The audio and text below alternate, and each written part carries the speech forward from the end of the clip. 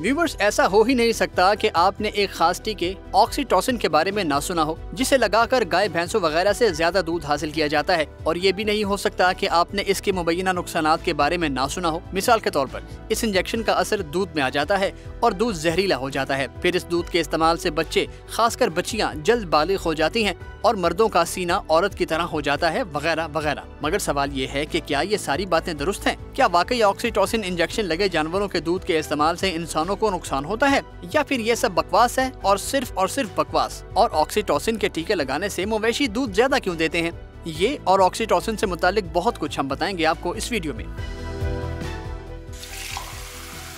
Viewers, oxytocin एक hormone है जो इंसानों और ममालिया जानवरों के दिमाग में पैदा होता है और वहीं से खारिज होता है। इससे जिस्म के मुख्तलिफ पट्टे सिकुड़ते हैं और इसी की वजह से बच्चे की पैदाइश यानी नॉर्मल डिलीवरी आसानी से हो जाती है। ये जिस्म में तो होता ही है, मगर डिलीवरी के वक्त बच्चे की पैदाइश आसान बनाने के लिए हामिला औरतों को ऑक्सीटोसिन के इंजेक्शन लगाए जाते हैं। इसके अलावा मवेशियों के थनों में दूध भी ऑक्सीटोसिन की वजह से ही उतरता है, लेकिन ज्यादा दूध देने के लिए मवेशियों को ऑक्सीटोसिन के इंजेक्शन लगाए जाते हैं। इसके लगाने से मवेशियों के थनों के पट्टे इस काबिल हो जाते हैं कि उनसे ज्यादा दूध आने लग जाता है। इसका मतलब पता है क्या हुआ? सीधी सी बात है, इंजेक्शन कोई नुकसानदेह चीज नहीं बल्कि बहुत फायदेमंद है, लेकिन मुनासिब मिकदार में। यानी ये इंजेक्शंस कब लगाने हैं और कितने लगाने हैं, इसका फैसला किसी एक्सपर्ट के मशवरे के बाद ही किया जाना चाहिए, क्योंकि इन टीकों का ज्यादा और मुसलसल इस्तेमाल जानवरों के लिए, जी हाँ, एक बार फिर सुन लें, जानवरों के लिए नुकसानदेह हो सकता है, यानी इंसानों के लिए नहीं। यानी जिन जानवरों को ये टीके लगाकर दूध निकाला जाए तो उस दूध के इस्तेमाल से इंसानों को ना तो कोई नुकसान होता है और ना ही उनकी सेहत पर बुरा असर पड़ता है।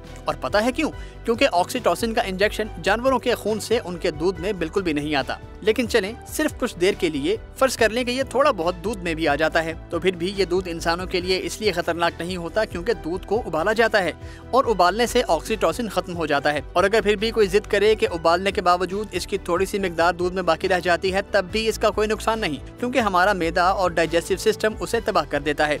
यानी ऐसा हो ही नहीं सकता कि किसी मवेशी के जिस्म में मौजूद ऑक्सीटोसिन उसके दूध से इंसानों में मुंतकिल हो जाए। इसलिए उन टीके लगे जानवरों के दूध के इस्तेमाल से ना तो बच्चे बच्चियां जल्द बालिग होते हैं और ना जिस्म में जहरीले मादे पैदा होते हैं, ना मर्दों का सीना फूलकर औरतों जैसा हो जाता है, ना हार्मोन्स का तनासुब बिगड़ता है, ना छोटे बच्चों की बिनाई और आंखें कमजोर होती हैं, ना छोटी सी उम्र में चेहरे और जिस्म पर इजाफी बाल आते हैं और ना ही कमजोरी होती है। और अगर हामला औरतें इस दूध को पी लें तो उन्हें भी कोई नुकसान नहीं होता।